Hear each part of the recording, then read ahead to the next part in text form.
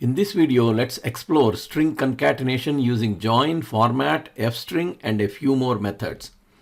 String concatenation using join method. The join method is a string method used to join elements of a sequence into a single string using the string on which join is called as the separator. Here is the syntax. Separator, the string inserted between elements, space, comma, empty string, etc. You can use a string directly or a string variable. Iterable, a sequence like list, tuple, set, string, etc. containing only strings. String is a sequence of characters. In Python, a character is also a string whose length is 1.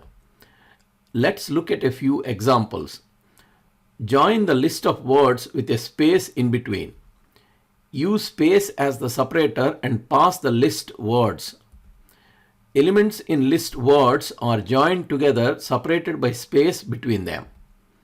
You can also use a string variable as a separator. In this example, S1 equal to comma and space is used as a separator. Elements in list items are joined together, separated by comma and space between them. Joining characters in a string. You can also join the characters in a string separated by the separator string.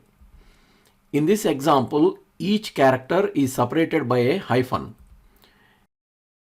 If a new line character is used, a new line will be inserted between each string. In this example, each element in list 1 is printed on a new line. The join method is cleaner and more readable than concatenating many strings together in a loop using the augmented concatenation operator, plus equal to. Unlike the concatenation operators, join method doesn't create new intermediate strings in each iteration. Instead, it creates a single string object by joining the elements from the input iterable with the selected separator string. This behavior is more efficient than using the regular concatenation operators in a loop. Join doesn't support non-string objects. When you try to join non-string objects, you get a type error which is consistent with the behavior of concatenation operators. For example, we have a list of numbers.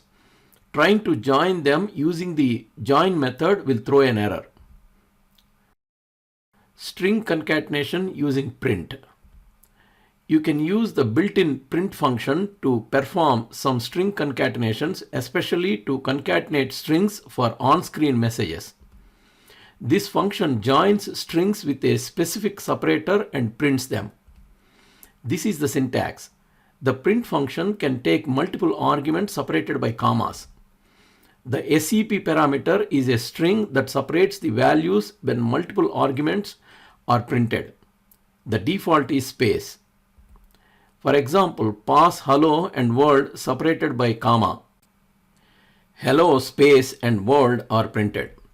The two strings are not actually joined. They are just displayed side by side with a space in between. You can use the SEP parameter in the print function to customize the separator between values. For example, to separate the strings with the comma and space, pass comma and space as SEP parameter. You can mix strings and numbers in print function, no need to convert. Integers are automatically converted to strings and printed. You can also pass a list as an argument. It is printed as a list. Use the unpacking operator asterisk to unpack the list into multiple separate strings that will be passed as individual arguments. Now list items are printed as strings separated by space. To print list items one per line, use new line as separator. String concatenation using string format operator %. It is an old style string format operator and can be used for string concatenation too. For example, let's concatenate S1 and S2 and assign it to S3. The S denotes string data type. %S is a placeholder for a string. %S separated by space means we want to insert two strings with a space between them. The values after the % are substituted into the placeholders from left to right. So first hello is inserted and then world separated by space. String concatenation using format function. The format method is versatile and can be used for string concatenation. Using format, you can insert values into placeholders within a string. Positional placeholders. Empty curly braces are used as placeholders.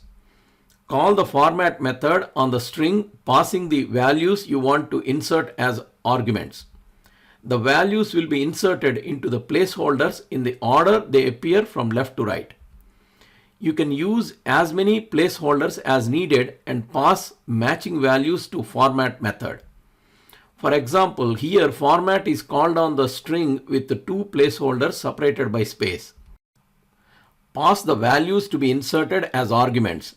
The values will be inserted into the placeholders in the order they appear.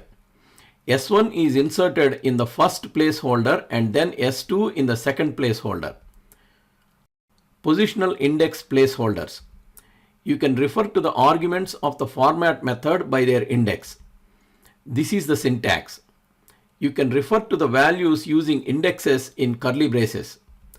Index is the position of the arguments passed to format which starts at 0. Index of first argument is 0, second is 1 and so on. They are used to specify exactly where a particular argument should be inserted. This is useful when you want to reuse the same value multiple times or change the order. For example, here indexed placeholders are used to change the order in which they are inserted. For string S2 at index 1 is inserted and then S1 at index 0. In the next example, string S1 at index 0 is repeated 2 times and then S2 is inserted. Named placeholders use names instead of relying only on positional arguments. You can assign names to the placeholders and pass values using keyword arguments. This makes the format string more readable and the code easier to maintain. Place the names inside the curly braces and pass keyword arguments where the keys match the placeholder names. The arguments can be passed in any order. For example, here S1 is named string 1 and S2 is named string 2. They are referred using names in the string. Notice that string 2 is passed first and then string 1. You can use list and format method together to concatenate strings by first storing the strings in a list and then using unpacking asterisks or indexing of the list to pass the string as arguments to format method. Using list unpacking. Unpack the list into individual arguments and pass it to format method. The strings in the list are concatenated starting from index 0. You can also use indexing to pass the list elements as arguments. We can use dictionaries, which are key value pairs, with the format method using named placeholders. For example, here string 1 and string 2 are named placeholders. The dictionary dict1 is unpacked and passed to format method, so keys become names. String concatenation using f strings. If you are using Python 3.6 plus, you can use f strings for string concatenation. F strings, formatted string literals, are a concise and readable way to concatenate strings. Python f strings are cleaner and easier to write when compared to format function. This is the syntax. F strings starts with a lowercase or uppercase f before the opening quotation marks of a string and uses curly braces to insert expressions. For example, here S1 and S2 are concatenated with a space in between. String is prefixed with a lowercase f. In this example, variables name and age are inserted. Here, name is replaced with the value Dan. Numeric values can also be concatenated without converting to strings. Here, age is an integer. You can include any numeric expression, function result, or format specifier. When an expression is embedded, it is evaluated and the result is inserted. In this example, sum of a plus b is evaluated and 9 is inserted. In this example, the value of pi is formatted as a floating point number and inserted. To download practice Python file, please click on the link in the description. If you like this video, please subscribe to our channel.